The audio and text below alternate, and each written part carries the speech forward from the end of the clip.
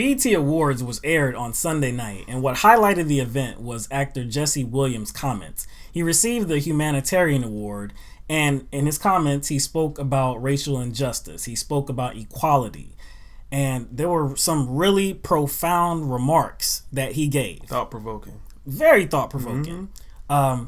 But it just goes without saying that not everybody appreciated what he did have to say. Well, the BET Awards were last night. Notably, they were very black. Oh, but can I say that? What with my whiteness and all? She said black? She said black, dog. What? Not only did she say black, she's white. A white person saying Whoa! black. Oh my God! Was this a celebration of black entertainment or an opportunity to complain about the plight of wealthy black actors and musicians? Curious, because I saw a lot of talent on that stage, but at the same time, a whole lot of victimhood. Oh, and police bashing, that too. Good evening, and welcome to BET's 2016 Hate Whitey and Fuck the Police Award ceremony. And now we welcome to the stage actor Jesse Williams, who will be speaking on behalf of BET and all black people. Yesterday would have been young Tamir Rice's 14th birthday. So I don't want to hear any more about how far we've come when paid public servants can pull a drive-by on a 12-year-old playing alone in a park in broad daylight, killing him on television and then going home to make a sandwich. Killing someone in broad daylight and then going home to make a sandwich? Are you kidding me, Jesse? Know what else is interesting, bud? Though the term unarmed black man may be literally accurate, it doesn't tell the whole story in most cases. In a number of cases, if the victim ended up being unarmed, it was certainly not for lack of trying. Grabbing an officer's gun or using other equipment to beat the police doesn't give you a free pass. What? So instead of dealing exactly with the scenario he brought up, she went to a total different case. Yes. We all know what case he was talking about. Yeah. Of course. The Michael Brown case. Yeah. But that's not the case he brought up. No, he brought up Tamir Rice. So she already had her position about some other case and had a talking point ready. And regardless of what he brought up, she was going to just make her point. And show me one activist who has stood on the side of anybody that is been proven to go for an officer's weapon. Who was, known to have attacked a police officer. Right. There's nobody campaigning on that side. Oh, and she said in most cases. She said most. Most cases. But her audience probably doesn't care about facts. If you have no interest in equal rights for black people, then do not make suggestions to those who do. Sit down. Equal rights. Please tell me, Mr. Williams, what rights black people don't have? Also, white people, yeah, we do have a record of critique of your oppression. In fact, do you know how many of our ancestors fought in the Civil War to free your ancestors? Bloodiest war in the United States history was over what was right, and it was largely white people fighting it. In fact, it was white Southern Democrats who fought for, not against, slavery. It's a shame that someone like her that has a microphone and a platform, that they will use this opportunity that they have to sound idiotic. She's speaking like Jesse Williams is talking about equality in the sense that black people can eat in the same restaurant as white people. Yeah, or vote. Yeah. Is she like purposely trying to distort like what he meant by equality? Like the context? Because we both know it was very obvious. It was very obvious the context he meant equality. Yes. You know, he was talking about how black people are disproportionately affected by law enforcement in particular. It was about equal protection under the law. And the kind of equality he's talking about is like black people being 4 times as likely to be searched when they're pulled over, even though there's nothing illegal found on them at a higher rate than their white counterparts. 75% of the prison population is in there for what? Drugs? And they're black? Even though blacks use and sell drugs at pretty much the same rate. Yep. Now, what is that about? Blacks still get higher sentences for the same crimes. Whites are more likely to get probation. Now, this is just proportional. This is not a zero-sum game. This doesn't mean these things happen every single time. Yeah. But it is proportionally affecting blacks more. Right. That's the kind of equality he was Jesse talking Williams about. Was speaking about. And so she went on and she was talking about, well, she brought up white people. He didn't mention white people. He just said those that don't question our oppression. Yeah. She pretty much called herself out. You know what I'm saying? Yes. She just, he's talking about me. Yeah. Dang it. He said people who don't have an interest in our oppression, you know what I'm saying? And ending our oppression. And calling it out. Be quiet. Yeah. Yeah. But he did not say white people, but she did. She got her feelings hurt. Yeah. And then she automatically went to slavery. She went to, look, it was mostly white people that fought to get black people out of slavery. But that's a little bit of revisionist history, isn't it? Yeah, it is. She's acting like there was no slave revolt. She's acting like there wasn't actually Native Americans and slaves that banded together to fight slavery. It just screams of white saviorism. And Miss Lahren just wants some, credit for that. But even if you're talking about that, the North did not enter the Civil War to free black people. They did not enter the war to get rid of slavery. No. That was not the cause. Now, the South seceded from the Union to protect slavery. We know that because of their own statement. But the North did not say, hey, you left me. No, hold on. We're going to get all those black people out. No. We love black people so much. No, free them. It wasn't like that. It wasn't like that. Because if it was, one, why'd it take 300 years? Yeah, that's one. And then right? Where were y'all at? Yeah, then she contradicted herself too.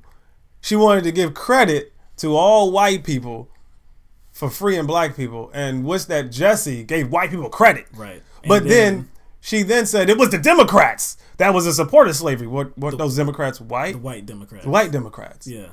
Let's not even go into that. I don't even want to go into that distortion. Stupid. It's stupid. Yeah. But we know that she's not this stupid. She's just appearing to be this stupid for our audience. Oh, but speaking of privilege, let's listen to this high-paid television actor tell us just how bad he has it. He received an award. Yes. The humanitarian award. Right. So he wasn't up there for himself. No. No matter what his economic level right. is. It's like she doesn't even know what humanitarian, like the word means, right? Like she doesn't know what the word represents. Like he's fighting for a humanitarian cause. He's fighting for people. So it doesn't matter if he has achieved some amount of success in his life. That doesn't matter. He's fighting for people. Yeah. He's fighting for people that don't have equality. He's fighting for justice. Yeah, it doesn't matter what kind of status he has. Yeah, and just because there's a segment of a particular population that is well off doesn't mean everybody of that particular population is well off too, and doesn't need to have a voice. And it doesn't mean that because he has achieved this fame, this fortune, doesn't mean that he should be quiet, and it should be only the people that are unfortunate and that should be talking. Exactly. And Tommy, it wasn't about the people at the award show in particular. You know what I'm saying? Yeah. And it was not about economics, actually. Nope. Because even him being a black man, half black. His mother's white. His mother's white. But being that he has black heritage, right? His money won't protect him if a police officer pulls him over and decides that he's a threat. His money isn't going to save him. We've seen cases where successful black men. James Blake, the tennis player, he was tackled in New York City, just standing there not doing anything, right? His money didn't protect him. So, come on. Again, she's acting like she doesn't know any better. Come on, she has to. I'm sorry, Jesse, but I won't be apologizing for my whiteness, just as you don't need to apologize for your blackness. It's not white people working to divide America. It's you. You and Beyonce and Jada Pinkett Smith and Al Sharpton. Do you see yourself as a victim? If so, I feel sorry for you. For someone who wants equal rights, it sure sounds like you prefer special treatment. I don't remember Jesse Williams talking about he needed white people to apologize for being white. I don't remember him saying anything about that. You know what?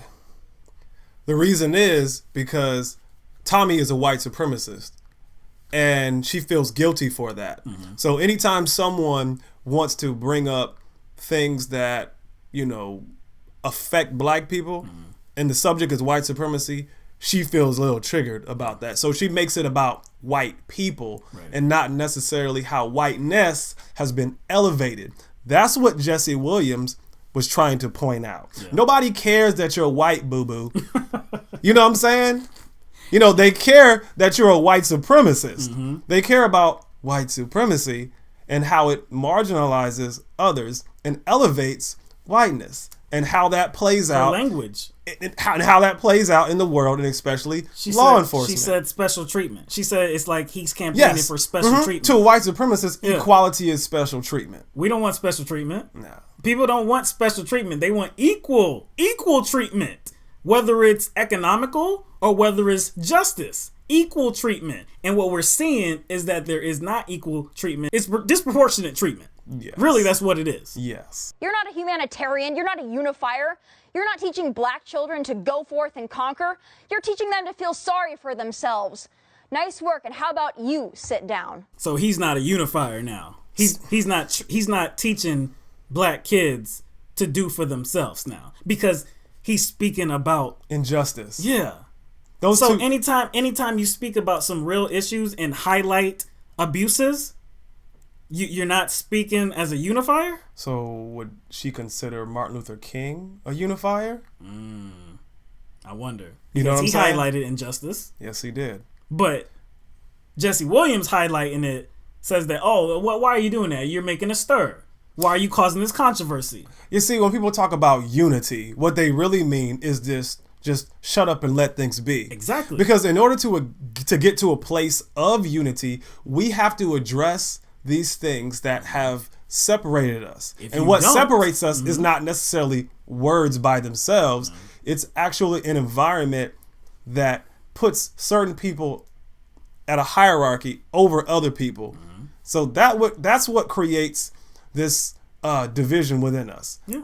And if we don't address it, we will never be unified. You don't unify people by not dealing with anything. See, you know what I'm saying? She feels left out of the equation because he's speaking about black unity. He's trying to elevate black people and speak to wanting to see them treated fairly in America, right? So to speak to that says, hey, hold on, I'm white and I have these white supremacist ideologies, right? So when you're talking about equality, elevating yourself, that sounds special to me. Why are you saying instead of seeing it like you being on my level, it's like I'm actually being lowered. I think it's interesting that she feels like there is no oppression that's taking place currently. Like when she talked about it, she went back to slavery, right? Like there was nothing that happened since slavery. There was nothing in between. Yeah, exactly. Like it went from being in chains to like popping bottles in a T.I. video. Exactly, yeah. Bling bling, you know what I'm saying? Wearing watches and all this and champagne, everything, right? But for a long period of time after slavery had ended, officially ended, a lot of black people didn't even know it had ended, right? Right. And then after slavery, there was still oppression, right? Could they get land like white people? Could they get property? We couldn't even we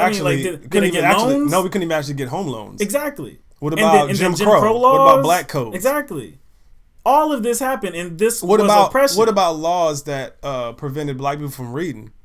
Pretty much, you could be killed if you were trying to teach a black person to read. So there were plenty of impediments. Lynchings being legal. What about 19? What about I mean, up until 19, to the mid 60s, black people weren't even allowed to vote. There's still oppression, and the specific oppression that Jesse Williams was talking about had to do with equal protection under the law. That's it. That's what he was talking about. He didn't even mention slavery. No, he didn't mention slavery at all. But somebody like Tomi Lahren will just throw that out there and say, look, you're not in chains anymore. You can eat at the same counter that I can eat in a particular establishment. So we're all free. Let's just work together. Let's not even think about the past. Let's not even think about the present. Let's just deal with the fact that we are all free and we can occupy the same spaces, and let's just be glad for that. It just seems like she has these positions already. Mm-hmm. And regardless of what Jesse Williams said, it wouldn't have mattered. No, it because she already has these positions. That's why her response didn't make any sense, because she didn't directly rebut anything that he said. It was just general social positions she already has. This was an attempt to distance herself from reality. The same way, you know, what we see with people that are so pro-Israel that they don't even really want to deal with the plight of Palestinians and the occupation that they have been faced with for years. They don't want to talk about that. See, it's like it's out of sight, out of mind. They don't want to talk about it because it's too... What is it? It's too divisive for them. Because if you have a particular position that is so pro this, then you obviously can't deal with the other side, because then that would cause you to let go of that pro. So it's not necessarily a divisive. It's an issue that may cause them to self-reflect. Yes. Introspection.